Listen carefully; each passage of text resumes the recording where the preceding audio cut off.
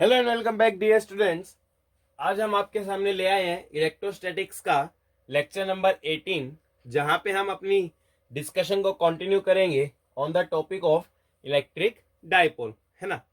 Electric dipole के बारे में मैं हल्का सा रिवाइज करा देता हूं। देखिए, एक ऐसा सिस्टम जिसमें इक्वल पॉजिटिव चार्ज और नेगेटिव चार्ज हो, उसको हम क्या बोलते थे? Electric dipole. उनके बीच में कुछ क्या होना चाहिए? आपका सेपरेशन। फिर हमने डायपोल मोमेंट डिफाइन किया था कैसे? Charge on dipole into dipole length, जो कि एक वेक्टर क्वांटिटी थी जिसकी डायरेक्शन हमेशा कहां से कहां होती थी? आपकी नेगेटिव चार्ज से लेके पॉजिटिव चार्ज तक। उसके बाद हमने electric field due to dipole निकालना शुरुआत की थी, और हमने सबसे पहले क्या पढ़ा था? Electric field. क्या पढ़ा था? Electric field on axial line. क्या पढ़ा था हमने? Electric field on axial line. और वहां पे हमने समझा था कि electric field on axial line का फॉर्मूला था ई वेक्टर बराबर -2 k p r by r square minus a square का होल स्क्वेयर। और अगर आपका डायपोल है पॉइंट डायपोल मतलब स्मॉल डायपोल, जिसका साइज डिस्टेंस के मुकाबले बहुत कम है, उसके लिए हमने देखा था कि इलेक्ट्रिक फील्ड कितना आ रहा था आपका? -2kp/r³, है ना। इतना हम डिस्कशन कर चुके हैं। आज हम आगे की कहानी समझेंगे, मेरी जुबानी समझेंगे। देखिए, है ना, इसमें हम सेकंड केस डिस्कस करने जा रहे हैं। Case B, electric field on equatorial line. क्या डिस्कस करने जा रहे हैं हम? Electric field on equatorial line. तो electric field on equatorial line, हम इलेक्ट्रिक फील्ड का डिस्कशन करेंगे on equatorial line. Equatorial line का क्या मतलब? सपोज मान लीजिए यहां पे आपके पास चार्ज है -q, और यहां पे चार्ज आपके पास +q। ये मान लीजिए आपका सेंटर ऑफ डायपोल। इस डिस्टेंस को भी हम a कहते थे, और इस डिस्टेंस को भी हम कितना कहते थे? a, है ना। और ये आपकी इक्वेटोरियल लाइन है। देखिए, एक्सियल लाइन के बिल्कुल परपेंडिकुलर जो लाइन होगी, that is known as your equatorial line. क्या बोलेंगे उसको हम? Equatorial line. अगेन, जो आपकी एक्सियल लाइन है उसके परपेंडिकुलर, उसको बाइसेक्ट करते हुए एक line, that is known as the equatorial line. यहां पे कोई पॉइंट है, ये कितने डिस्टेंस पे? At a distance r। इस पॉइंट पे मेरे को क्या निकालना है भाई? Electric field intensity. तो यहाँ पे जो आपकी इलेक्ट्रिक फील्ड कुछ ना कुछ -q के कारण आएगी, और कुछ ना कुछ किसके कारण आएगी? ड्यू टू +q, है ना। तो मैंने क्या किया? मैंने इसको यहां से ज्वाइन किया, इसको यहां से ज्वाइन किया। अच्छा, ये डिस्टेंस हम निकाल सकते हैं। ये a है, ये r है। पाइथागोरस से निकालेंगे तो √a² + r², है ना। अब इस पॉइंट पे ना दो इलेक्ट्रिक फील्ड इंटेंसिटी आएगी, एक -q की और एक +q की। भाई माइनस के कारण हमेशा कहां थे? Towards the charge. तो आपकी ये इलेक्ट्रिक फील्ड इंटेंसिटी आई, और ये वाली जो इलेक्ट्रिक फील्ड इंटेंसिटी है वो किसके कारण है? ड्यू टू -q, है ना। सिमिलरली प्लस के कारण जो इलेक्ट्रिक फील्ड इंटेंसिटी होती है वो हमेशा अवे जाती है। तो ये आपकी इलेक्ट्रिक फील्ड इंटेंसिटी आई किसके कारण? ड्यू टू +q, है ना। अब देखिए, लिसन टू मी केयरफुली। अब दोनों ट्रायंगल आपके सिमेट्रिक बन रहे, तो ये एंगल थीटा है, तो ये एंगल भी क्या होगा? आपका थीटा, है ना। अब देखिए भाई, ये एंगल थीटा है, वर्टिकल से इस लाइन का एंगल थीटा है, तो ये वाला एंगल भी क्या बन जाएगा? Theta. That is the vertically opposite angle, है ना। तो अब सोल्व करने के लिए मैं क्या कर सकता हूं? मैं एक अलग डायग्राम बना लेता हूं। ऐसा कुछ सिस्टम अपने पास, ये आपकी इलेक्ट्रिक फील्ड इंटेंसिटी है किसके कारण? ड्यू टू +q, जो कि कितना एंगल बना रही है? आपका थीटा, है ना। सिमिलरली यहां आपकी इलेक्ट्रिक फील्ड इंटेंसिटी है ड्यू टू -q, जो कि अगेन वर्टिकल से कितना एंगल बना रही है? आपका थीटा। ये एंगल थीटा और ये एंगल थीटा, है ना। अब देखिए, चलिए मैग्नीट्यूड लिख लेते हैं। तो मैग्नीट्यूड क्या होगा? देखिए, दोनों चार्ज सेम है, डिस्टेंस सेम है, तो मैग्नीट्यूड क्या रहने वाला है? सेम। तो मैग्नीट्यूड +q का और मैग्नीट्यूड -q का सेम होने वाला है। और कितना होगा? k चार्ज हो गया q बाय डिस्टेंस का स्क्वायर। डिस्टेंस कितना भाई? यहां से लेके इस पॉइंट का डिस्टेंस √a² + r²। इसका स्क्वायर करोगे तो कितना आ गया आपका? a² + r²। तो kq by a² + r²। And let us suppose इस वैल्यू को क्या बोल दिया मैंने? e। तो अगेन अगर मैं एक और डायग्राम ड्रॉ कर लूं तो क्या है मेरे पास? ये +q की जो इलेक्ट्रिक फील्ड इंटेंसिटी वो e है, कितना एंगल बना रही है आपका थीटा। माइनस क्यू की भी इलेक्ट्रिक फील्ड इंटेंसिटी ई है, कितना एंगल बना रही है थीटा। ई का इधर से थीटा, तो ये कंपोनेंट क्या आएगा आपका ई कोस थीटा, ये कंपोनेंट भी क्या आएगा आपका ई कोस थीटा। इस ई का इधर कंपोनेंट आएगा ई साइन थीटा, और इस ई का भी इधर कंपोनेंट कितना आएगा आपका ई साइन थीटा। देखिए कोस थीटा वाले कंपोनेंट ने एक दूसरे को क्या कर दिया, कैंसिल। तो जो मेरा नेट इलेक्ट्रिक फील्ड है, अभी तो मैं मैग्नीट्यूड की बात कर रहा हूं, वो किसके बराबर आएगा आपका 2e साइन थीटा, है ना। चलिए वैल्यूज पुट करनी है अब तो। 2e कितना है भाई अपना k q by a square plus r square sine theta. देखिए भाई ट्रायंगल में बोलिए साइन थीटा, साइन क्या होता है परपेंडिकुलर बाय हाइपोटेन्यूज, तो थीटा के सामने परपेंडिकुलर हो गया और hypotenuse under root a square plus r square, तो परपेंडिकुलर ए और hypotenuse under root a square plus r square, है ना। सोल्व करते हैं। देखिए again Q into two a, देखिए Q इंटू टू ए ये क्या होता था आपका डायपोल मोमेंट, तो मैंने लिखा के पी बाय, देखिए यहां 1 पावर ये हाफ पावर कितनी हो जाएगी ए स्क्वेयर प्लस आर स्क्वेयर, उसकी पावर आपकी 3/2। वेक्टर फॉर्म में लिख लेते हैं, है ना। अगर आप देखें तो इलेक्ट्रिक फील्ड की डायरेक्शन इधर आ रही है भाई, ये कंपोनेंट कोस थीटा वाले तो कैंसिल हो गए थे, साइन थीटा वाले बचे, उनके कारण जो इलेक्ट्रिक फील्ड की डायरेक्शन वो इधर की तरफ आ रही है। बट डायपोल मोमेंट का है, देखिए डायपोल मोमेंट तो माइनस से प्लस चार्ज की तरफ होता है, यानी कि हुआ क्या, इलेक्ट्रिक फील्ड इधर डायपोल मोमेंट इधर, दोनों की डायरेक्शन क्या है अपोजिट, अपोजिट है, तो electric field on equatorial line के लिए यहां पे माइनस लगाना पड़ेगा। क्यों, क्योंकि इलेक्ट्रिक फील्ड और डायपोल मोमेंट की डायरेक्शन क्या आपकी अपोजिट, है ना। फिर से वही एजम्पशन, अगर आपका डायपोल कैसा हो पॉइंट डायपोल, पॉइंट डायपोल का मतलब क्या है भाई, यहाँ पे आर आपका बहुत बहुत बड़ा है एज कंपेयर टू ए, तो अगर आर बहुत बड़ा है तो ए स्क्वायर को नेग्लेक्ट कर सकते हैं, तो यहां कितना बच जाएगा स्क्वायर से स्क्वायर कैंसिल होके क्यूब, तो इक्वेटोरियल लाइन पे इलेक्ट्रिक फील्ड कितना आएगा minus K P by are cube, कितना आ जाएगा आपका minus K P by are cube. तो this is the electric field intensity on the equatorial line. चलिए dear students please pause the video and note this down. अब देखिए dear students आपके सामने third case है, थर्ड केस में क्या होगा, हम निकालेंगे इलेक्ट्रिक फील्ड, क्या निकालेंगे electric field at any general point, क्या निकालेंगे electric field at any general point. Listen to me very carefully, है ना। जनरल पॉइंट पे इलेक्ट्रिक फील्ड कैसे निकालना है थोड़ा सा आपको समझना पड़ेगा।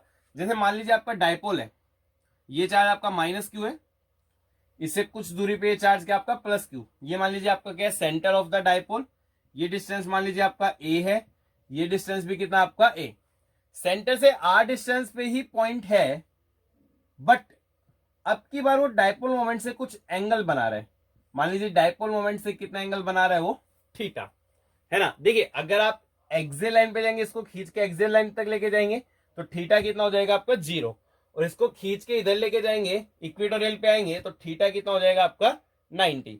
तो this is the most general case, है ना।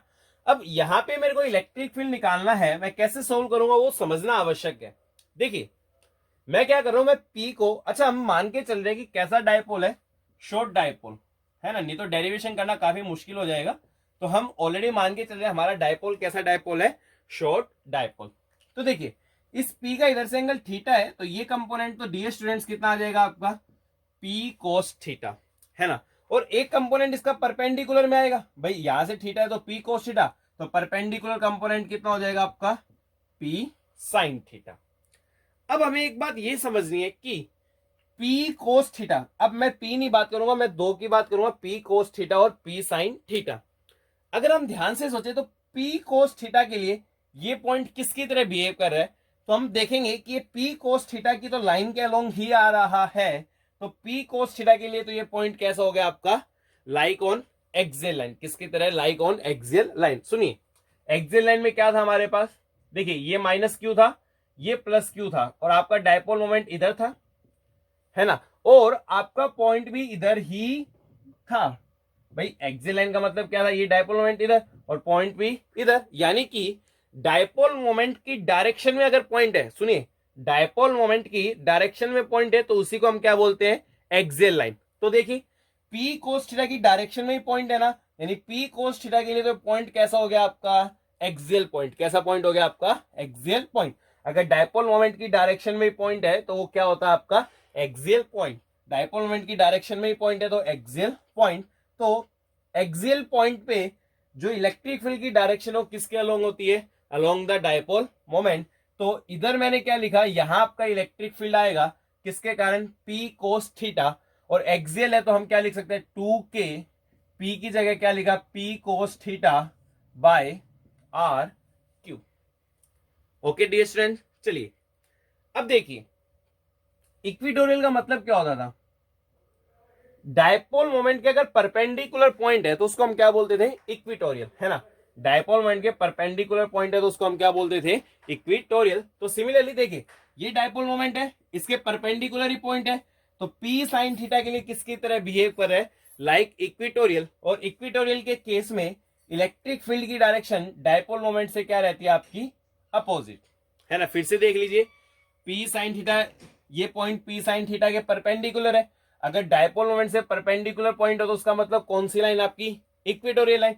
मतलब P sin थीटा के लिए तो इक्विटोरियल है, और इक्विटोरियल पे डायपोल मोमेंट और फील्ड की डायरेक्शन क्या होती है, अपोजिट।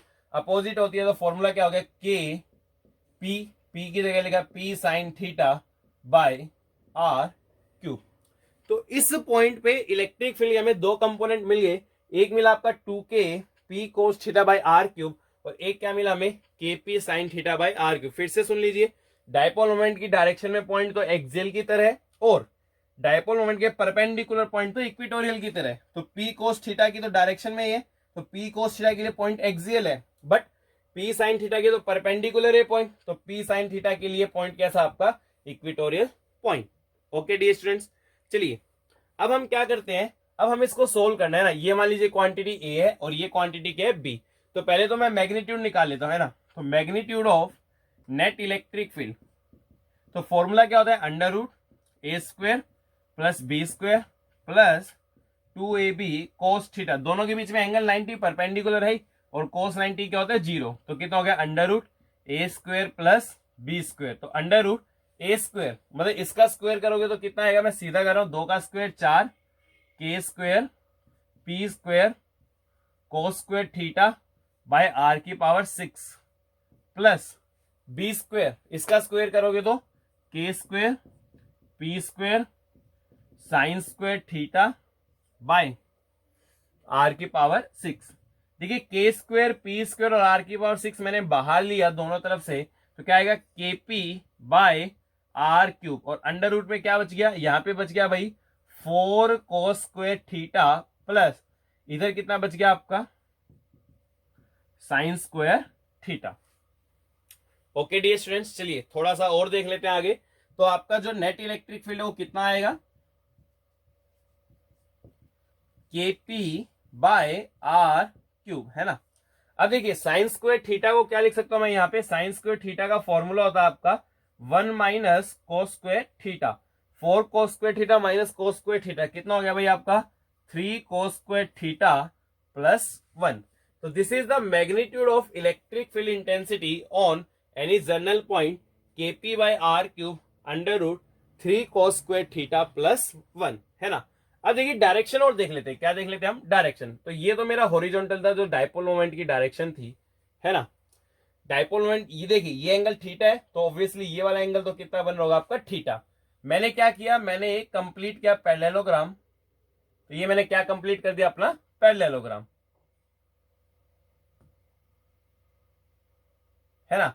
अब देखिए ये क्या होगा आपका, this is your net electric field, क्या आपका नेट इलेक्ट्रिक फील्ड, है ना। अब देखिए ये एंगल तो थीटा है ही, ये एंगल क्या मान लिया मैंने, अल्फा। क्या मान लिया मैंने, अल्फा। तो आप एक बात बताइए, नेट इलेक्ट्रिक फील्ड की डायपोल मोमेंट से क्या डायरेक्शन है, कितना एंगल, देखिए डायपोल मोमेंट तो इधर की तरफ है, तो नेट इलेक्ट्रिक फील्ड की डायपोल मोमेंट से कितनी डायरेक्शन होगी, थीटा प्लस अल्फा। कितनी डायरेक्शन होगी आपकी, थीटा प्लस अल्फा। फिर से देख लीजिए भाई, ये आपकी डायपोल मोमेंट है, ये आपकी लाइन है, तो ये एंगल ये थीटा है, तो ये थीटा कॉरेस्पॉन्डिंग एंगल हो गया। अब देखिए नेट इलेक्ट्रिक फील्ड हो गई, ये एंगल मान लीजिए अल्फा बना, तो डायपोल मोमेंट से इलेक्ट्रिक फील्ड की डायरेक्शन किस पे हो गई आपकी, थीटा प्लस अल्फा, है ना। तो थीटा तो आपको क्वेश्चन में गिवन होगा, जनरली मैं अल्फा निकाल देता हूं। तो देखिए मैंने इस ट्रायंगल में tan अल्फा लगाया, क्या लगाया मैंने, tan अल्फा। चलिए डियर स्टूडेंट्स, एक काम कीजिए, आप पहले ये नोट कर लीजिए क्योंकि मैं इसको इरेज करने जा रहा हूं, आई रिक्वायर द स्पेस। चलिए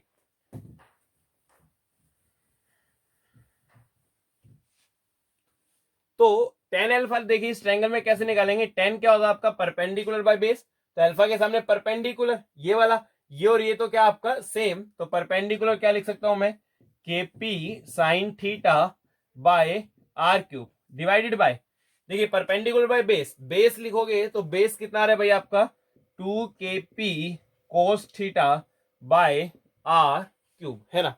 अब देखिए आर क्यूब से आर क्यूब क्या हो गया आपका कैंसिल, केपी से केपी भी कैंसिल हो गया, तो tan अल्फा किसके बराबर आया आपका, sine upon cos tan theta by 2, ठीक है। तो नेट इलेक्ट्रिक फील्ड की डायपोल मोमेंट से कितनी डायरेक्शन है, कितने एंगल पे आपका थीटा प्लस अल्फा, जहां पे tan अल्फा किसके बराबर होता है tan थीटा बाय 2, और मैग्नीट्यूड कितना है आपका KP by are cube √3 cos square theta plus 1। देखिए इसी फॉर्मूले को मैं एक्सिल के लिए प्रूव करा के दिखा देता हूं, है ना। एक्सिल का मतलब कि इस पॉइंट को खिसका के एक्सिल पे लिया, तो ऐसे लेके आओगे तो एंगल कितना हो जाएगा 0, तो एक्सिल के लिए थीटा कितना हो गया 0, इक्वेशन में थीटा 0 लिखिए, तो ये कोस जीरो कितना होता है 1, तो 3 + 1 हो गया 4, 12 आएगा तो 2, तो नेट इलेक्ट्रिक फील्ड का मैग्नीट्यूड कितना आ गया आपका 2 KP/r³, और यही होता है हम जानते हैं, है ना। अच्छा इक्विटोरियल की बात कर लेते हैं। इक्विटोरियल के लिए देखिए ये पॉइंट खिसका के आपको यहां तक लेकर जाना पड़ेगा, तो थीटा कितना बन जाएगा आपका 90। अब थीटा आपका 90 बन गया तो कोस 90 क्या होता है 0, तो ये 0 हो जाएगा, तो 1 बचा, तो नेट इलेक्ट्रिक फील्ड कितना आ गया आपका KP/r³। तो this is the electric field at any general point of a dipole. चलिए dear students please pause the video and note this down. Now we will discuss some important points regarding the electric field of a dipole. Some important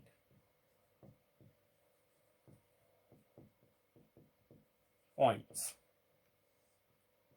क्या आपके some important points। देखिए पहला important point तो क्या है, अगर हम बात करें एट सेम डिस्टेंस आर, क्या बात करें हम, एट सेम डिस्टेंस आर, अगर आपका पॉइंट डायपोल हो, कैसा डायपोल हो आपका पॉइंट डायपोल, और मैं वहां पे एक्सियल इलेक्ट्रिक फील्ड और इक्विटोरियल इलेक्ट्रिक फील्ड का रेशियो ले रहा हूं, तो कितना आएगा भाई, एक्सियल का फॉर्मूला क्या था अगर पॉइंट डायपोल हो तो 2 KP/r³, और इक्विटोरियल का क्या था भाई आपका सिंपली KP/r³। अभी पढ़ा हमने एक्सियल के लिए 2 KP/r³ मैग्नीट्यूड, और इक्विटोरियल के लिए KP/r³। देखिए KP/r³ से KP/r³ क्या हो गया कैंसिल, तो ये रेशियो कितना आ गया 2।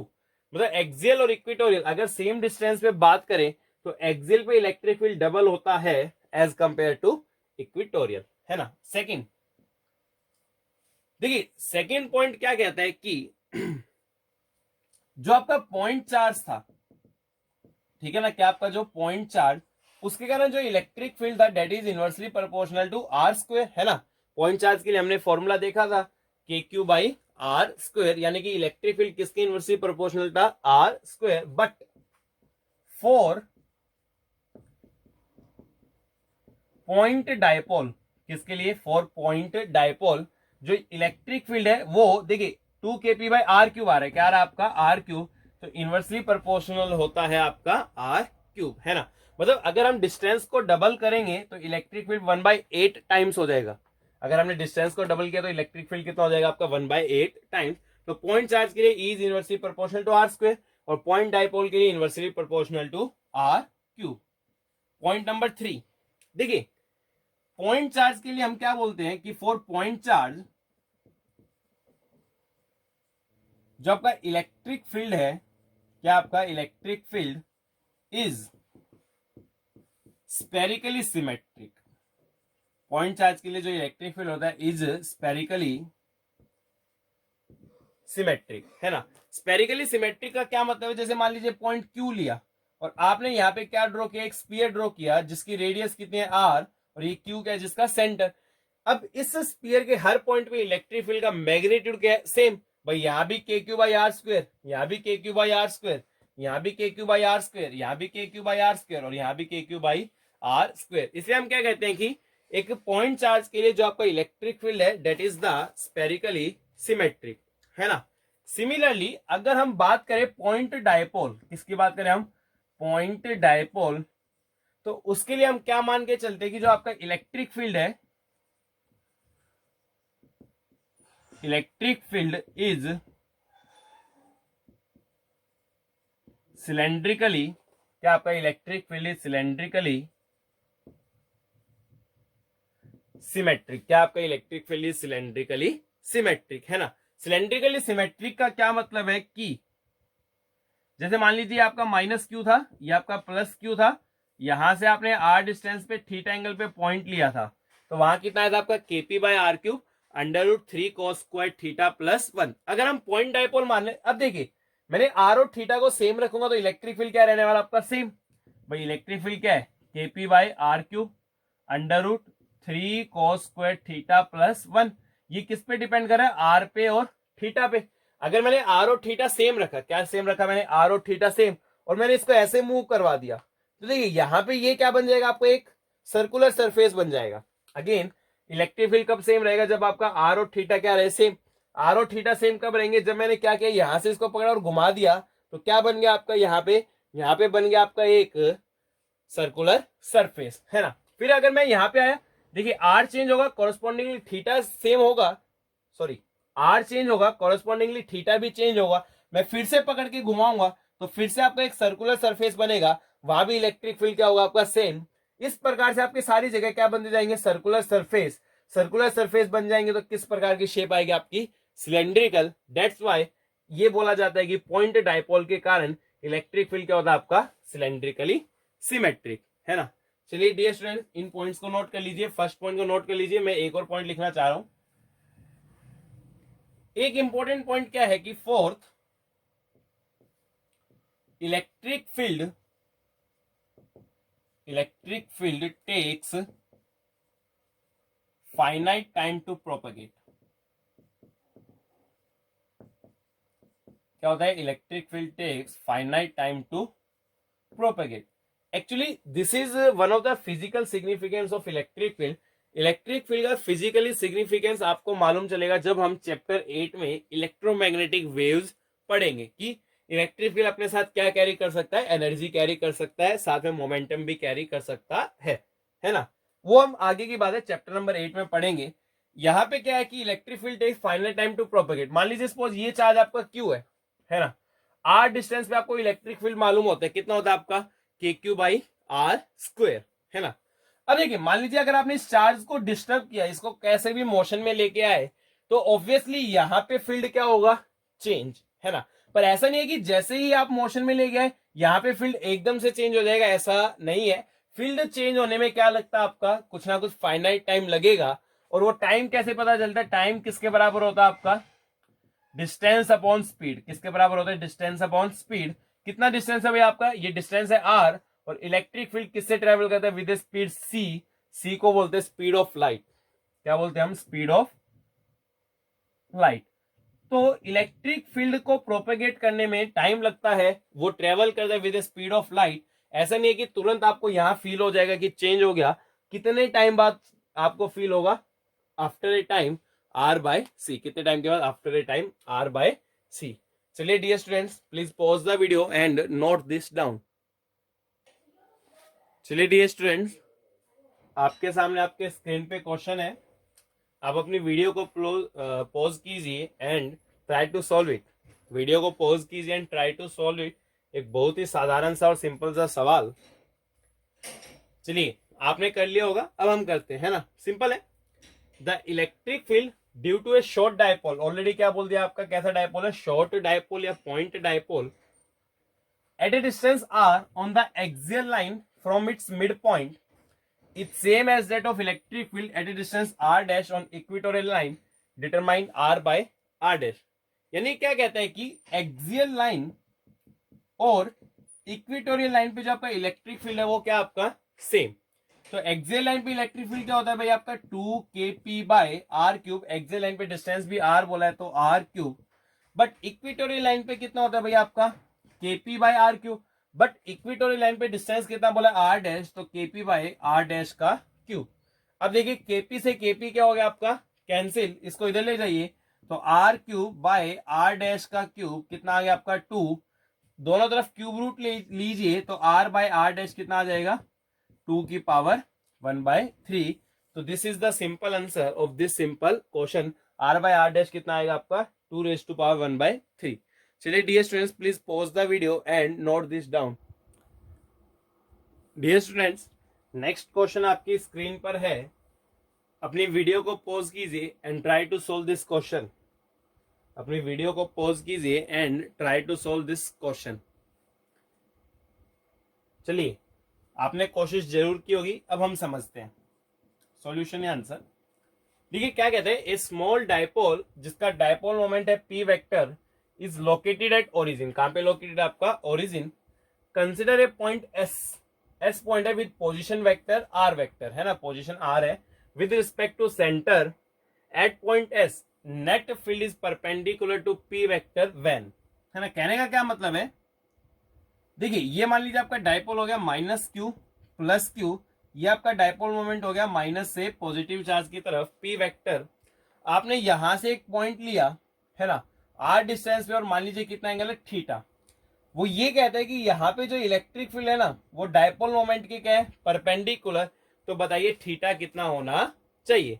Now listen to me very carefully. देखिए हमने अभी क्या पढ़ा था थर्ड केस में कि direction of electric field with P vector वो किसके बराबर होती है आपकी थीटा प्लस अल्फा, है ना। बट यहाँ पे तो ई और पी परपेंडिकुलर है, मतलब 90 डिग्री, मतलब भाई डायरेक्शन ई और पी के बीच में एंगल थीटा प्लस अल्फा होता है, और यहाँ 90 डिग्री दिया गया है, तो 90 डिग्री किसके बराबर हो गया आपका थीटा प्लस अल्फा, है ना। एक काम कीजिए आप थीटा को इधर ले जाइए, तो 90 डिग्री माइनस थीटा क्या हो गया आपका अल्फा, दोनों तरफ 10 लीजिए, तो 10 90 माइनस थीटा किसके बराबर हो गया आपका 10 अल्फा। अच्छा 10 90 माइनस थीटा कितना होता है आपका कोट थीटा, बहुत बढ़िया। और 10 अल्फा का फॉर्मूला हमने समझा था, 10 अल्फा का फॉर्मूला क्या था आपका tan थीटा बाय 2, है ना।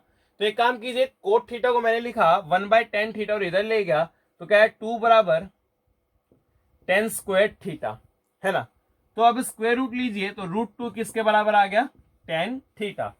तो tan थीटा तो √2 के बराबर, पर सवाल में आपको कोस थीटा पूछा गया, तो चेंज कर लेते हैं, बहुत आसान है भाई। ये मैंने मान लिया थीटा, tan क्या होता है परपेंडिकुलर बाय बेस, यानी परपेंडिकुलर √2 मान सकता हूं, बेस हो गया आपका 1। पाइथागोरस लगाइए, हाइपोटेन्यूज आ जाएगा, हाइपोटेन्यूज आएगा आपका √3, तो यहां से कोस थीटा कितना आ गया आपका 1/√3, बेस बाय हाइपोटेन्यूज, तो 1/√3 मतलब कौन सा आंसर आ गया आपका डी। तो अगर कोस थीटा 1/√3 होगा तो हम क्या कह सकते हैं कि direction of E vector will be perpendicular to P vector. Okay dear students please pause the video and note this down. चलिए डियर स्टूडेंट्स नेक्स्ट टॉपिक हम यहाँ पे पढ़ने जाएंगे। अभी तक हमने क्या पढ़ा कि डायपोल के कारण कितना फील्ड आने वाला है।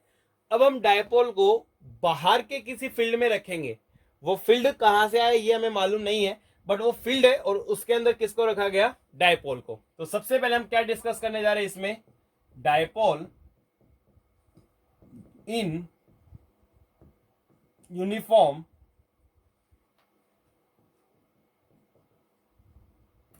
External field. क्या आपका डायपोल को किस में रखा गया आपका यूनिफॉर्म एक्सटर्नल फील्ड, है ना। चलिए मैं आपको एक बात बता देता हूं, यूनिफॉर्म फील्ड को हम कैसे रिप्रेजेंट करते हैं भाई। यूनिफॉर्म फील्ड का मतलब हर जगह इलेक्ट्रिक फील्ड क्या आपका सेम, है ना। इलेक्ट्रिक फील्ड सेम है मतलब कि इलेक्ट्रिक फील्ड लाइंस के बीच में सेपरेशन भी क्या रहना चाहिए सेम। क्यों, क्योंकि जितनी क्लोज होती है वहां फील्ड ज्यादा होता है और जहां दूर होती है वहां फील्ड क्या होता है कम। बट इलेक्ट्रिक फील्ड यूनिफॉर्म है, तो यूनिफॉर्म इलेक्ट्रिक फील्ड को हम यहां से रिप्रेजेंट करेंगे। इसका मतलब इलेक्ट्रिक फील्ड यूनिफॉर्म, या फिर हम क्या कह सकते हैं हर जगह क्या आपका कांस्टेंट। और अगर आपका वेरिएबल हुआ, क्या हुआ अगर आपका फील्ड वेरिएबल, तो वेरिएबल फील्ड को हम कुछ इस प्रकार से रिप्रेजेंट करेंगे, है ना। वेरिएबल फील्ड का मतलब देखिए यहां फील्ड लाइंस पास में है तो यहां आपका इलेक्ट्रिक फील्ड क्या हो गया कम, यहां दूर है, सॉरी यहां फील्ड लाइन पास में है तो यहां इलेक्ट्रिक फील्ड ज्यादा हो गया, यहां फील्ड लाइंस दूर है तो इलेक्ट्रिक फील्ड क्या हो गया आपका कम। तो हमें दो केस ही पढ़ने हैं। डायपोल को एक बार हम किस में रखेंगे, यूनिफॉर्म फील्ड में रखेंगे, और फिर डायपोल को हम किस में रखेंगे, एक नॉन यूनिफॉर्म फील्ड में रखने वाले हैं। पहला केस हम कौन सा डिस्कस करने जा रहे हैं, dipole in uniform external field. मान लीजिए सपोज किसी रीजन में आपका यूनिफॉर्म फील्ड है, ये आपका मान लीजिए यूनिफॉर्म फील्ड है, जिसकी वैल्यू कितनी है आपकी ई, है ना। हर पॉइंट पे इधर की तरफ आपका फील्ड है और फील्ड कितना आपका ई। उसमें हमने किसी डायपोल को रख दिया, मान लीजिए सपोज ये अपना डायपोल है ना। ये चार्ज आपका माइनस क्यू, ये चार्ज है प्लस क्यू।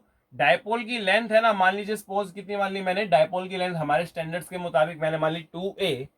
ये मान लीजिए आपका सेंटर ऑफ डायपोल या डायपोल मोमेंट कहां से कहां होगा आपका, नेगेटिव से पॉजिटिव चार्ज की तरफ, है ना। अब एक बात देखिए, इलेक्ट्रिक फील्ड इधर है ना, तो ये किसकी डायरेक्शन है, इलेक्ट्रिक फील्ड, और ये किसकी डायरेक्शन है, डायपोल मोमेंट। इलेक्ट्रिक फील्ड और डायपोल मोमेंट के बीच में कितना एंगल मान लिया मैंने, थीटा, है ना। थीटा का मतलब क्या है, थीटा क्या आपका angle between electric field and dipole moment, क्या आपका angle between electric field and dipole moment. सबसे पहले मैं देखना चाह रहा हूं कि इस डायपोल पे फोर्स कितना लगेगा। तो देखिए, पॉजिटिव चार्ज पे जो फोर्स हमेशा इलेक्ट्रिक फील्ड की डायरेक्शन में आता है, और कितना फोर्स आएगा आपका, Q इंटू ई, है ना। और नेगेटिव चार्ज पे जो फोर्स है वो इलेक्ट्रिक फील्ड की हमेशा अपोजिट आएगा, अपोजिट आएगा तो कितना हो गया आपका, Q इंटू ई। अब देखिए, आगे की तरफ क्यू ई लगा, पीछे की तरफ भी कितना लगा, क्यू ई। तो यहां से देखिए दोनों फोर्स एक दूसरे को कैंसिल कर दिया, तो नेट फोर्स कितना होता है आपका, जीरो। पहला नोट पॉइंट, अगर आपने किसी डायपोल को यूनिफॉर्म एक्सटर्नल फील्ड में रखा तो हमेशा उस पर नेट फोर्स कितना आने वाला है, जीरो। कितना आएगा, हमेशा जीरो, कभी भी नेट फोर्स उस पर नहीं आएगा। बट अब एक बात देखिए, क्या ये डायपोल घूम सकता है, नहीं घूम सकता। यार इमेजिन करने की बात है, सपोज मैंने बीच वाले पॉइंट को यहां फिक्स कर दिया, एक फोर्स इधर लग रहा है, एक फोर्स इधर लग रहा है, ये ऑब्वियसली घूम सकता है। और कौन सी डायरेक्शन में घूम सकता है, इन क्लॉकवाइज डायरेक्शन। फिर से सोचिए, अगर मान लीजिए मैंने बीच वाले पॉइंट को फिक्स किया, किसको फिक्स किया, मैंने बीच वाले पॉइंट को फिक्स किया, तो देखिए ऑब्वियसली घूम सकता है। और घूम सकता है तो कौन सी डायरेक्शन में घूम सकता है, ये इन द क्लॉकवाइज डायरेक्शन। अब घूम सकता है तो कुछ ना कुछ क्या होगा, टॉर्क। आपको यहां पे क्या निकालना है, कितना टॉर्क लग रहा है। डियर स्टूडेंट्स, क्लास 11 में आपने एक प्रॉपर्टी पढ़ी थी कि अगर आप नेट फोर्स जीरो है तो कहीं भी टॉर्क निकाल लो, टॉर्क की वैल्यू क्या आने वाली है, सेम। दुनिया के किसी भी पॉइंट पे आप टॉर्क निकालिए, टॉर्क की वैल्यू क्या आएगी आपकी, सेम, है ना। तो मैंने क्या किया, सपोज इस पॉइंट को बोला मैंने ए और इस पॉइंट को बोला बी। मैं कहां पे टॉर्क निकाल रहा हूं, मैं निकाल रहा हूं टॉर्क एट पॉइंट बी। ठीक है, बहुत बढ़िया। अब देखिए दो फोर्स है, अब ये वाला क्यू ई तो बी से पास कर गया, ये वाला क्यू ई सिंपली बी से पास कर दो, इसका टॉर्क तो कितना हो गया, जीरो, है ना। टॉर्क किसका बचेगा, इस वाले का फॉर्मूला क्या होता है dear students, force into perpendicular distance. तो देखिए मैंने क्या किया, मैंने इसकी एक्शन लाइन बनाई, ये बनाई। अब देखिए इस फोर्स का इस पॉइंट से परपेंडिकुलर डिस्टेंस कौन सा होगा, यही वाला होगा। इस पॉइंट को क्या बोल दिया मैंने, इस पॉइंट को बोल दिया मैंने सी, है ना। तो देखिए टॉर्क कैसे लिखूंगा, फोर्स कितना हो गया आपका, Q इंटू ई। इस फोर्स का परपेंडिकुलर डिस्टेंस, परपेंडिकुलर डिस्टेंस कितना हो गया आपका, बी सी। ठीक है, अब मेरे को क्या निकालना है, बीसी निकालना है। कैसे निकालेंगे, listen to me very carefully. देखिए ये थीटा है तो ये एंगल भी क्या बनेगा, थीटा। अल्टरनेट एंगल हो गया ना, जेड की शेप बन गई, ये थीटा और ये थीटा। अब देखिए 2a का इधर से एंगल थीटा है, तो 2a का इधर वाला कंपोनेंट कितना आएगा, 2a कोस थीटा, और सामने वाला कंपोनेंट कितना आएगा आपका, 2a साइन थीटा। ये आप साइन थीटा लगा लीजिए, परपेंडिकुलर बाय हाइपोटेन्यूज। तो ये आपका बीसी कितना आ जाएगा, 2a साइन थीटा। तो यहां पे क्या लिख सकता हूं मैं, टॉर्क एट बी, या कहीं भी टॉर्क निकालोगे तो सेम आएगा, इसलिए बी को हटा सकते हैं। तो कितना हो गया आपका, Q इंटू ई बीसी। हाँ भाई, बीसी कितना आपका, 2a साइन थीटा। अब जो आपका ये 2a इंटू क्यू है, इसको हम क्या लिखते हैं, P के बराबर लिखते हैं। तो ये कितना हो गया आपका, P E साइन थीटा। और अगर हम वेक्टर फॉर्म में लिखना चाहें तो इसको हम कैसे लिख सकते हैं, P क्रॉस E। तो जब डायपोल को यूनिफॉर्म फील्ड में रखा जाए तो हमेशा उस पर नेट फोर्स कितना आएगा, जीरो। बट उसका टॉर्क किसके बराबर होता है आपका, P क्रॉस E। किसके बराबर होता है आपका, P क्रॉस E, है ना। अब एक बात सुनिए, पहली नोट पॉइंट क्या है यहां पे वो समझते हैं। देखिए सबसे पहली बात, टॉर्क कोशिश क्या कर रहा है, टॉर्क कोशिश कर रहा है, डायपोल को इधर घुमाएगा, इधर घुमा के किसकी डायरेक्शन में लाने की कोशिश कर रहा है, इलेक्ट्रिक फील्ड। एक्चुअल में क्या होता है, टॉर्क का एकमात्र काम यहाँ पे क्या है कि वो कोशिश करेगा डायपोल किसकी डायरेक्शन में आ जाए, आपकी in the direction of electric field. जैसे देख लीजिए ये क्लॉकवाइज घुमाएगा तो डायपोल किसकी डायरेक्शन में आ जाएगा, आपका इलेक्ट्रिक फील्ड। अगर मान लीजिए अपोजिट होता, सपोज ऐसा होता, आप तो कह रहे सर ऐसे रख लो, मान लो ऐसा होता, माइनस क्यू यहां और प्लस क्यू यहां, सच दैट डायपोल मोमेंट इधर था आपका P और इलेक्ट्रिक फील्ड कहां था, इधर। क्या अब भी ये वैसी कोशिश करेगा, देख लेते हैं भाई। प्लस चार्ज पे फोर्स किसकी डायरेक्शन में आएगा, इलेक्ट्रिक फील्ड की डायरेक्शन में, Q into E. Negative charge पे फोर्स कहां आएगा, opposite to the electric field, Q into E. अब मैंने फिर से इस बीच वाले पॉइंट को फिक्स किया, आप देखिए इमेजिंग कीजिए, इधर फोर्स लगने का लिए कहां घूमेगा, ये घूमेगा अब एंटी क्लॉकवाइज डायरेक्शन में, और घूम के किसकी डायरेक्शन में जाने की कोशिश करेगा, in the direction of electric field. तो आपको एक बात याद रखनी है कि यहां पे जो भी टॉर्क लगेगा वो कोशिश करेगा कि डायपोल किसकी डायरेक्शन में आ जाए, in the direction of electric field. किसकी डायरेक्शन में आ जाए, आपकी in the direction of electric field. तो पहला पॉइंट तो ये हो गया। तो देखिए हम क्या लिख सकते हैं, फर्स्ट पॉइंट की torque always try to align dipole moment along electric field. और मैंने आपको है ना ये पॉइंट ऑलरेडी पढ़ाया था पोलर मॉलिक्यूल्स में, याद कीजिए। पोलर मॉलिक्यूल्स का सैंपल लेते हैं तो रैंडम ओरिएंटेशन के कारण आपका नेट डायपोल मोमेंट कितना हो जाता है, 0। बट मैंने बताया था जैसे हम इलेक्ट्रिक फील्ड लगाते हैं, ये डायपोल किधर आने की कोशिश करेंगे, along the direction of electric field. क्यों आने की कोशिश करेंगे, ड्यू टू द टॉर्क, है ना। चलिए तो पहला पॉइंट क्या हो गया, टॉर्क इस प्रकार से लग रहा है कि वो हमेशा कोशिश करेगा कि डायपोल मोमेंट को किसके अलोंग अलाइन कर दे, along the electric field. Secondly कई बार बच्चों को कंफ्यूजन हो जाता है कि यहां भाई घुमाने की कोशिश कहां पे कर रहा है, आपका इन द क्लॉकवाइज, तो टॉर्क की डायरेक्शन होगी क्लॉकवाइज। ऐसा नहीं है, टॉर्क की डायरेक्शन हम सेंस ऑफ रोटेशन से निकालते हैं। देखिए क्लॉकवाइज घुमाने की कोशिश कर रहे हैं ना, अपने राइट हैंड की फिंगर्स और थंब को परपेंडिकुलर स्ट्रेच कीजिए, उसको क्लॉकवाइज डायरेक्शन में घुमाइए, थंब कहां जा रहा है आपका, इनसाइड। तो यहां पे इस केस में टॉर्क की डायरेक्शन इनसाइड। फिजिक्स में इनसाइड को हम हमेशा किससे रिप्रेजेंट करेंगे, क्रॉस से। कोई भी चीज अंदर हुई तो हम उसको क्रॉस से रिप्रेजेंट करेंगे, कोई भी चीज बाहर हुई तो हम उसको किससे रिप्रेजेंट करेंगे, डॉट से, है ना। तो ये गलतफहमी मत रखिए कि टॉर्क की डायरेक्शन क्लॉकवाइज एंटी क्लॉकवाइज, ऐसा नहीं होता। जिस सेंस में घूम रहा है अपनी राइट हैंड की फिंगर्स उसी सेंस में घुमाइए, थंब जिधर जाएगा वो किसकी डायरेक्शन होगी, आपकी टॉर्क की। तो टॉर्क की डायरेक्शन यहाँ पे कहा आपकी inside the plane of board, है ना। जो मैंने दूसरा केस बनाया था उसमें एंटी क्लॉकवाइज था, तो वहां टॉर्क की डायरेक्शन कहां जाएगी, आपकी outside the plane of the board. Okay dear students, चलिए आप अपनी वीडियो को पॉज कीजिए एंड नोट दिस डाउन, उसके बाद हम नेक्स्ट चीजें पढ़ेंगे।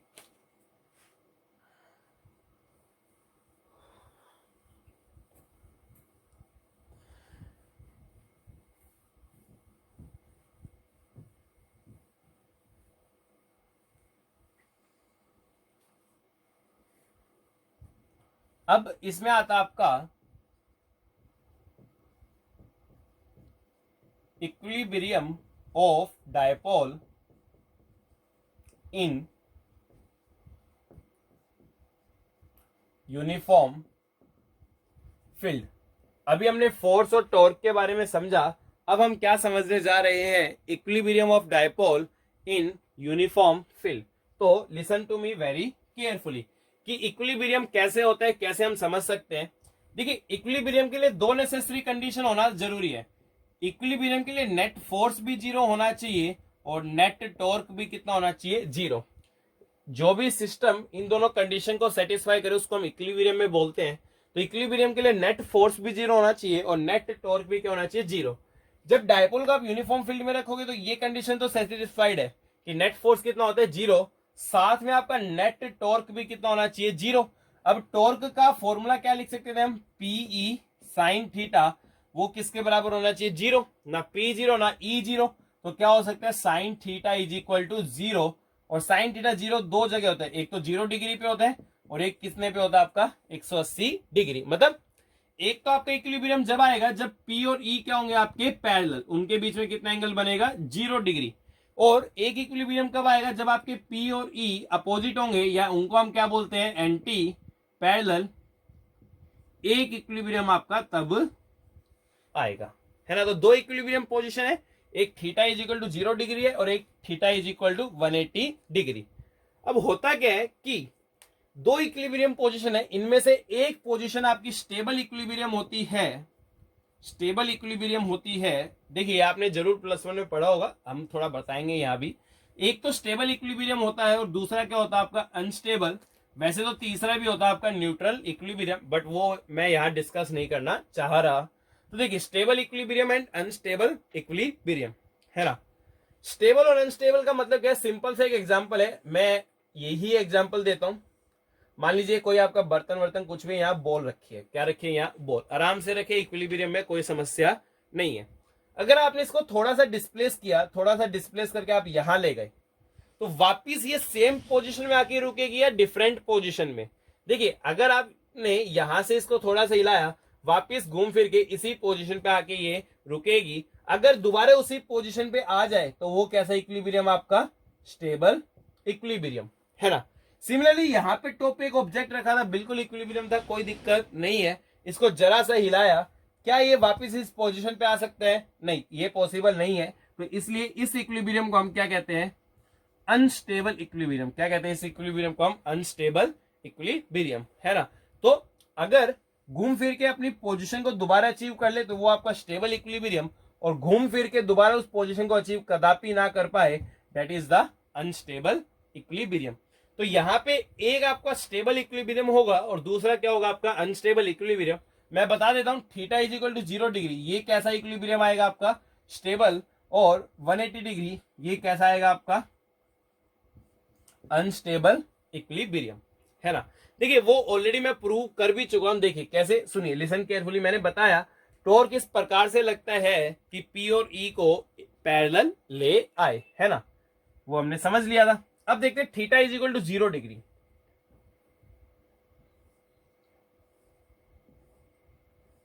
मान लीजिए ये आपका इलेक्ट्रिक फील्ड है, क्या आपका ये इलेक्ट्रिक फील्ड, और E और P के बीच 0 डिग्री एंगल था, मतलब ये -q है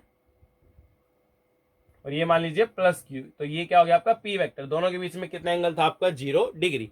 तो इक्विलिब्रियम पोजीशन है। चेक करते हैं स्टेबल या अनस्टेबल। भाई हमने क्या किया, इसको इसकी जगह से थोड़ा सा हिलाया, इस प्रकार से हिलाया, तो ये +q इधर चला गया और -q इधर चला गया, मैंने इधर की डायरेक्शन में इसको मूव करवाया, ठीक है।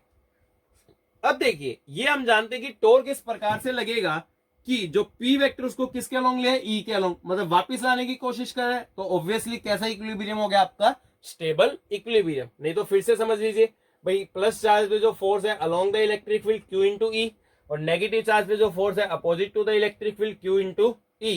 अब देखिए इस पॉइंट को मैंने फिक्स माना, ये कौन सी डायरेक्शन में घुमाने की कोशिश कर रहा है, अगेन इन क्लॉकवाइज डायरेक्शन, तो E की डायरेक्शन में वापिस आना चाहता है।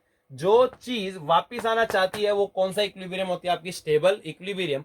Is a theta is equal to 0 degree क्या हो गया डियर स्टूडेंट्स, हमारा स्टेबल इक्विलिब्रियम। ओके, अब देखते हैं थीटा इज इक्वल टू 180, यही सेम हमारा इलेक्ट्रिक फील्ड है। इलेक्ट्रिक फील्ड मान लीजिए सपोज हमारा कितना है इलेक्ट्रिक फील्ड E, और थीटा 180 है, मतलब E और P अपोजिट है, तो ये आपका -q हो गया और ये मान लीजिए क्या हो गया आपका +q। तो सच डेट P कहां गया आपका, इधर की तरफ, ठीक है। अब यहां पे हमने इसको थोड़ा सा डिस्प्लेस किया, मान लीजिए इधर हमने थोड़ा सा डिस्प्लेस किया, तो ये आपका +q हो गया और ये क्या हो गया आपका -q। अब दिक्कत क्या है, टॉर्क तो इस प्रकार से लगेगा कि इसको किसकी डायरेक्शन में ले जाए, इलेक्ट्रिक फील्ड की डायरेक्शन में। इलेक्ट्रिक फील्ड की डायरेक्शन में ले जाए मतलब कि इधर ले जाएगा, तो क्या इस पोजीशन को वापस अचीव कर रहा है, क्या नहीं कर रहा, दोबारा कभी अचीव नहीं करेगा। तो हेंस कैसा इक्विलिब्रियम हो गया आपका, अनस्टेबल इक्विलिब्रियम। आप डायग्राम से भी समझ सकते हैं, इलेक्ट्रिक फील्ड इधर है तो ये फोर्स इधर लगा Q into E, negative charge पे यहां लगा Q इंटू ई। अब इस पॉइंट को फिक्स मानिए, वापिस आने की कोशिश कर रहे हैं या आगे जाने की कोशिश कर रहे हैं, और आगे जाने की कोशिश कर रहे हैं, तो डेट्स वाई कौन सा इक्विलिब्रियम हो गया आपका, अनस्टेबल इक्विलिब्रियम, है ना। तो यहाँ पे क्या है, इक्विलिब्रियम की बात करेंगे तो दो इक्विलिब्रियम पोजीशन आती है आपकी, एक तो आती है आपकी theta is equal to 0 degree और एक आती है आपकी theta is equal to 180 degree. Theta is equal to 0 stable equilibrium, क्यों, क्योंकि अगर आप थोड़ा सा डिस्प्लेस करोगे तो वापस इलेक्ट्रिक फील्ड की डायरेक्शन में आने की कोशिश करेगा। और theta is equal to 180 degree unstable, क्यों? क्योंकि अगर आप थोड़ा सा डिस्प्लेस करोगे तो वापस कभी आने वाला नहीं है। तो this is the equilibrium of dipole in uniform field, है ना। चलिए dear students, please pause the video and note this down. मैं इसको इरेज करने जा रहा हूं।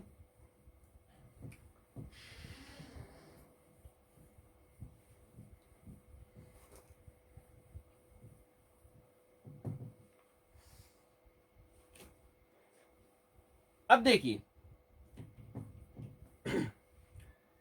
हमें इक्विलिब्रियम पोजीशन मिली कि जो theta is equal to 0 degree है वो हमारा कैसा इक्विलिब्रियम है, that is our stable equilibrium. कैसा इक्विलिब्रियम है भाई? हमारा स्टेबल इक्विलिब्रियम। अब सॉरी, एक्चुअल में हमने एक चीज पढ़ी थी SHM। क्या पढ़ी थी हमने? एक चीज SHM। हमने देखा था कि जो सिंपल हार्मोनिक मोशन है केवल किस इक्विलिब्रियम के अबाउट हो सकता है? स्टेबल इक्विलिब्रियम के अबाउट हो सकता है। तो बोला क्या गया कि डायपोल को थीटा इज इक्वल टू 0 से स्लाइटली डिस्प्लेस किया। Note the word slightly. कैसे डिस्प्लेस किया गया? स्लाइटली। और पाया गया कि वो SHM करता है। Find the time period of SHM, है ना। If dipole is displaced slightly from the position of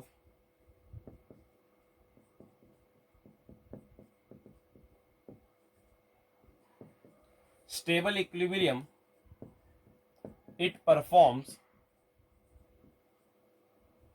If dipole is displaced slightly from the position of stable equilibrium, it performs SHM. Find time period.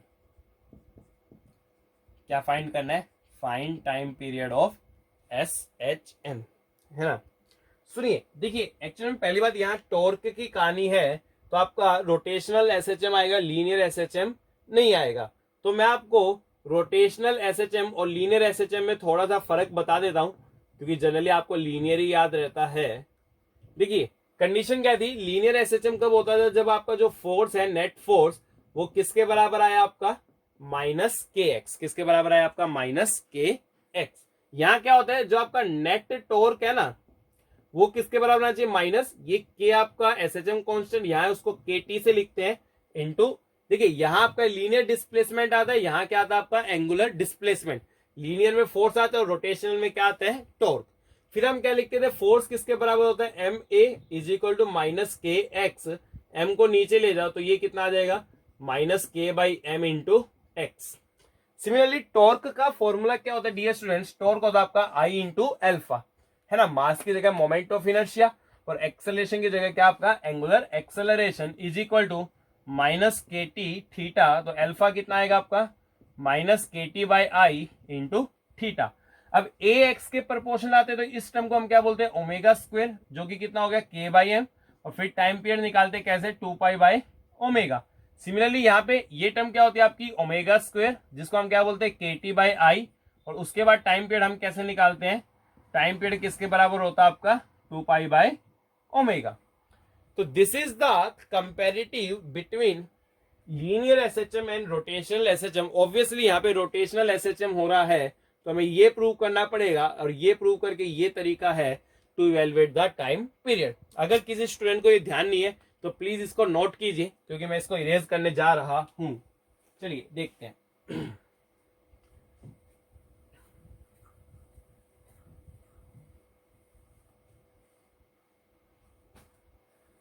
ना listen carefully कि इधर मान लीजिए आपका electric field था, uniform electric field आपका E, और dipole आपका स्टेबल इक्विलिब्रियम में था, थीटा इज इक्वल टू 0 था। ये किसकी डायरेक्शन थी आपकी? Dipole moment P vector. मैंने इसको हल्का सा डिस्प्लेस किया। कितने से डिस्प्लेस किया? By an angle theta. कौन सी डायरेक्शन में डिस्प्लेस किया? इस डायरेक्शन में, एंटी क्लॉकवाइज डायरेक्शन में। तो ये डायरेक्शन मेरी क्या हो गई? पॉजिटिव डायरेक्शन, है ना। अब देखिए टॉर्क कोशिश क्या करेगा? टॉर्क की तो हमेशा एक ही कोशिश है कि डायपोल को किसके अलोंग ले आए? Along the electric field. किसके अलोंग ले आए? Along the electric field. Dear students, मैं आपको बता देता हूं यहां होगा क्या। देखिए होगा क्या कि आपने यहां डिस्प्लेस किया, छोड़ दिया, तो टॉर्क के कारण किसकी डायरेक्शन में गई? Electric field.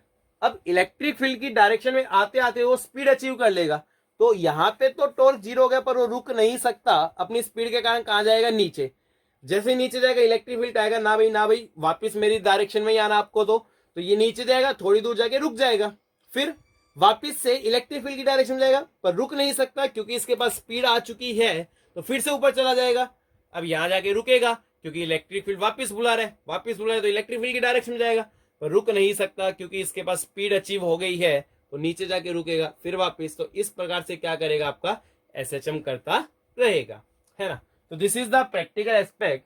अब देखिए, आपने इधर डिस्प्लेस किया इलेक्ट्रिक फील्ड, तो इसको वापस लाना चाह रहे, जो टॉर्क लग रहा है इसको वापस लाना चाह रहे, इसलिए मैंने टॉर्क को क्या लिखा? वापस लाना चाह रहा है, अपोजिट डायरेक्शन में है, तो minus P E sine theta, यही टॉर्क का फॉर्मूला होता है आपका, minus P E sine theta. अब आपको क्या बोला गया? डिस्प्लेस्ड स्लाइटली, मतलब थीटा है ना, वो क्या रखा गया आपका? स्मॉल, है ना। अब थीटा स्मॉल रखा गया, तो डियर स्टूडेंट्स हमेशा एक बात को याद रखिए, अगर थीटा स्मॉल है तो साइन थीटा लगभग किसके बराबर होता है? आपका इक्वल टू थीटा। अगर आपका थीटा स्मॉल है तो हम साइन थीटा को लगभग किसके बराबर लिखते हैं? थीटा। तो आपका जो टॉर्क है वो किसके बराबर आ गया? माइनस पीई साइन थीटा को हमने किसके बराबर लिख दिया? थीटा।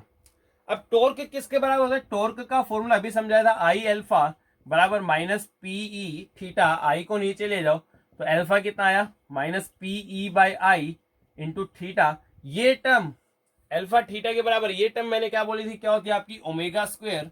ओमेगा स्क्वायर कितना आ गया आपका? पीई बाई आई।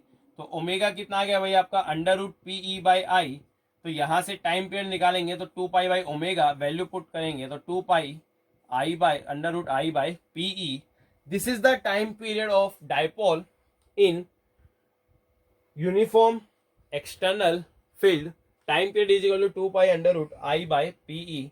चलिए dear students, please pause the video and note this down. चलिए डियर स्टूडेंट्स, आ गए हम last topic of this lecture. शायद वीडियो थोड़ी बड़ी हो गई है, पर ये जो लास्ट टॉपिक है सबसे ज्यादा इंपॉर्टेंट टॉपिक है, तो इसको बड़े ध्यान से सुनने की आपको आवश्यकता है। तो listen to me very carefully. देखिए, अब हम क्या पढ़ रहे हैं? जब डायपोल को नॉन यूनिफॉर्म फील्ड में रखा जाए, किस में रखा जाए? डायपोल इज प्लेस्ड इन, किस में रखा गया आपका? Dipole is placed in non uniform field. किस में रखा गया? Dipole is placed in non uniform field. Non uniform field का मतलब जो अपनी वैल्यू लगातार क्या कर रहे हैं? चेंज। देखिए, यहां पे मैं मान के चला हूं एक बात कि एज्यूम, क्या एज्यूम करना आपको? E vector and P vector are in same direction. किसमें? आपके E vector and P vector are in same direction, है ना। चाहे कुछ हो, अगर पी वेक्टर अगर आपका एक्स एक्सिस के लॉन्ग है तो इलेक्ट्रिक फील्ड भी किसके लॉन्ग? आपका एक्स एक्सिस में। पी वेक्टर अगर वाई एक्सिस में तो इलेक्ट्रिक फील्ड भी वाई में। पी जेड में तो इलेक्ट्रिक फील्ड भी जेड में। मतलब ई और पी की डायरेक्शन क्या आपकी? सेम, है ना। अब मैंने क्या माना कि सपोज ये चार्ज है माइनस क्यू और ये चार्ज है मान लीजिए प्लस क्यू, ठीक है, और दोनों के बीच में सेपरेशन मान लिया मैंने डी आर। इसकी इंपॉर्टेंस है, स्मॉल सेपरेशन है, पॉइंट डायपोल है, सेपरेशन कितना मान लिया मैंने? D R. तो यहां आपका डायपोल मोमेंट ये हो गया। डायपोल मोमेंट पी को मैं कैसे लिख सकता हूं? चार्ज हो गया क्यू इंटू सेपरेशन कितना हो गया आपका? D R. तो डायपोल मोमेंट को हमने क्या लिखा? क्यू इंटू में डी आर। अब इलेक्ट्रिक फील्ड भी इधर की तरफ है, जिस डायरेक्शन में आपका डायपोल मोमेंट है। यहां मान लीजिए इलेक्ट्रिक फील्ड की वैल्यू आपकी E1, कितनी वैल्यू आपकी? E1। अब यहां जाने में थोड़ी सी ही चेंज होगी, तो मैंने कितना मान लिया? कितनी आपकी? E प्लस डीई, या ये मान लीजिए E प्लस डीई, क्योंकि आप थोड़ा सा ही तो आगे गए हो ना भाई। थोड़ा सा आगे जाने में इलेक्ट्रिक फील्ड भी थोड़ा सा चेंज होगा, तो यहाँ E था तो यहाँ कितना हो गया आपका? E plus DE. चलिए भाई, बहुत बढ़िया, मजा आ रहा है। अब माइनस चार्ज पे जो फोर्स है ना, इलेक्ट्रिक फील्ड के अपोजिट लगेगा। इलेक्ट्रिक फील्ड इधर है तो इस पे फोर्स इधर लगा, कितना लग गया? Q into E. But positive charge पे जो फोर्स लगेगा, पॉजिटिव चार्ज पे जो फोर्स लगेगा वो किसकी डायरेक्शन में लगेगा? In the electric field direction, तो Q। और इलेक्ट्रिक फील्ड कितना आपका? E प्लस डी ई। अब यहां पे ये बताइए नेट फोर्स कितना हो गया भाई? ये और ये अपोजिट डायरेक्शन में तो माइनस करना पड़ेगा, तो कितना? Q E plus DE minus Q E. चलिए इसको सोल्व करते हैं। सोल्व करेंगे तो सिंपली कितना आ जाएगा आपका? Q इंटू में डीई। अब मैंने क्या किया, dr से मल्टीप्लाई कर दिया, dr से डिवाइड कर दिया, q इंटू में dr, और ये क्या हो गया आपका de बाई dr। अब ये q इंटू में dr तो क्या बन गया आपका p, तो यहां पे आपका फोर्स कितना आ जाएगा p de बाई dr, है ना। तो अगर डायपोल को नॉन यूनिफॉर्म फील्ड में रखा गया तो फोर्स का आप ये फॉर्मूला इस्तेमाल कर सकते हैं, P de by D are. देखिए अगर यूनिफॉर्म होता तो E कांस्टेंट, तो डी बाई डी आर कितना हो जाता है, जीरो, तो फोर्स कितना आता आपका जीरो। तो फोर्स किसके बराबर हो गया, P de by D are. Torque की बात करें देखिए तो होगा क्या, टॉर्क आपका एंगल पे डिपेंड करेगा ना। तो देखिए यहाँ पे 0 डिग्री एंगल है इस ओरिएंटेशन में, तो ऑब्वियसली आपका टॉर्क कितना लग रहा है, जीरो। भाई अगर मैंने ये पॉइंट कंसीडर किया, ये फोर्स भी यहां से पास कर रहा है, ये फोर्स भी यहां से पास कर रहा है, तो इस ओरिएंटेशन में तो टॉर्क कितना आपका जीरो। अगर हम और कोई डिफरेंट ओरिएंटेशन ले तो हो सकता है हमारे पास टॉर्क आ जाए, और आ भी सकता है। जैसे मान लीजिए हमने ये लिया माइनस क्यू प्लस क्यू, तो इधर की तरफ आपका, चलिए अगर और किसी ओरिएंटेशन में ये होता है तो जैसे मान लीजिए इस ओरिएंटेशन में, तो यहाँ पे इलेक्ट्रिक फील्ड की डायरेक्शन में फोर्स आया क्यू ई1, यहाँ पे इलेक्ट्रिक फील्ड के अपोजिट डायरेक्शन में तो क्यू ई2। तो ऑब्वियसली आप देख सकते हैं घुमाने की कोशिश करेगा, यहाँ पे आपका टॉर्क जीरो नहीं है। तो टॉर्क का जीरो होना या ना होना पहले की तरह ओरिएंटेशन पे डिपेंड करता है, बट अगर नॉन यूनिफॉर्म फील्ड है तो आपका फोर्स कभी भी जीरो नहीं होगा। फोर्स का फॉर्मूला क्या आएगा आपका, P de by D R. कितना आएगा, P de by D R. चलिए dear students please pause the video and note this down, I am going to erase, है ना। आपको एक एग्जांपल दे देता हूं।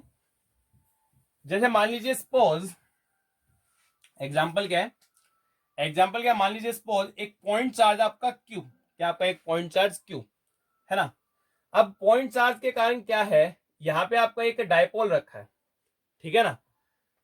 ये क्या आपका माइनस क्यू और ये आपका प्लस क्यू, इलेक्ट्रिक फील्ड भी इधर, डायपोल मोमेंट भी इधर की तरफ, और मैंने क्या मान लिया, कितने डिस्टेंस पे आपका, एट ए डिस्टेंस आर।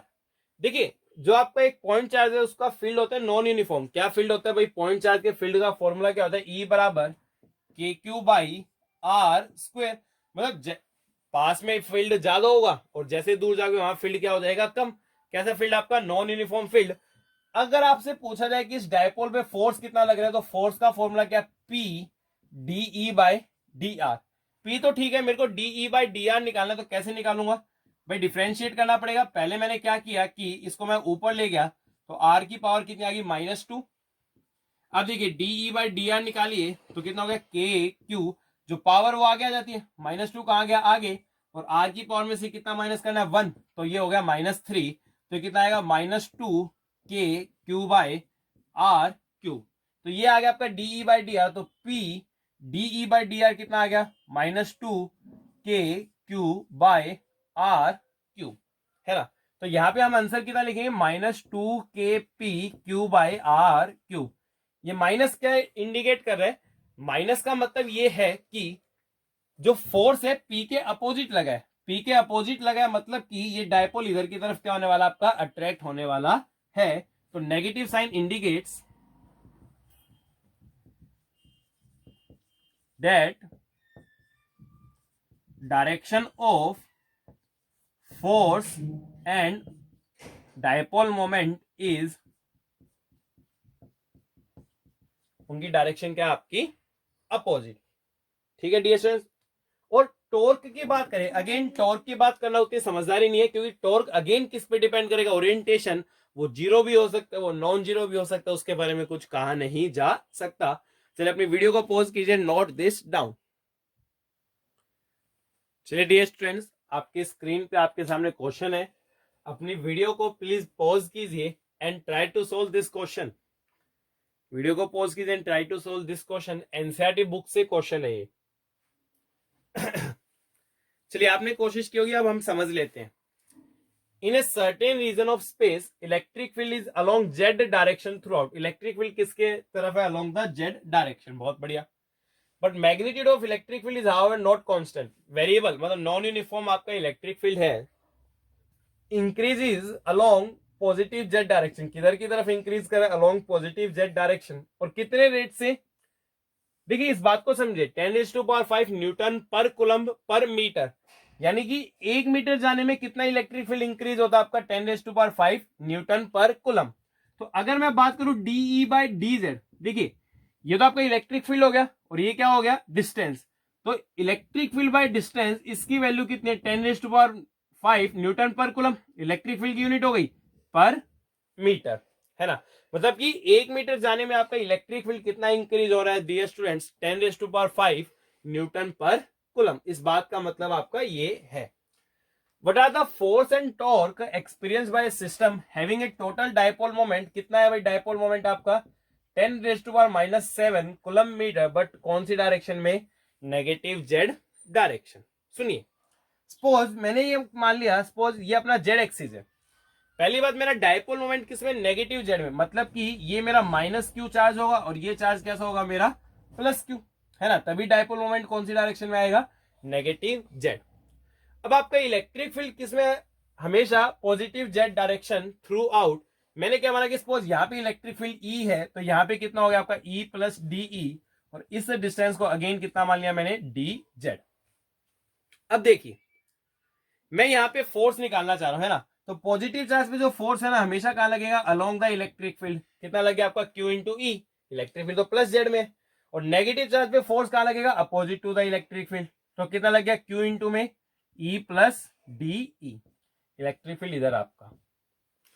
अब नेट फोर्स देखिए, नेट फोर्स कैसे होगा भाई, ये वाला ज्यादा है ये वाला कम है, तो इसमें से इसको घटाएंगे तो नेट फोर्स कौन सी डायरेक्शन में आएगा, नेगेटिव जेड। तो आपका जो फोर्स है वो कितना आ गया, Q E plus DE minus Q E, कौन सी डायरेक्शन में, नेगेटिव जेड। फोर्स किस में आएगा, नेगेटिव जेड, क्योंकि ये वाला फोर्स ज्यादा है और ये वाला फोर्स क्या है, कम। चलिए सोल्व करेंगे तो कितना आएगा, ये क्यू इंटू में डीई, मैंने डी जेड से मल्टीप्लाई किया और डी जेड से क्या कर दिया मैंने, डिवाइड। अब देखिए क्यू इंटू में डी जेड, क्यू इंटू में डी जेड, ये क्या हो गया आपका dipole moment, that is equal to P DE by D Z. Simple value put करनी है आप, तो पी कितना आपका 10⁻⁻7 into DE by D Z, DE by D Z कितना है 10⁵. सोल्व करेंगे तो कितना आ गया 10⁻⁻2 न्यूटन।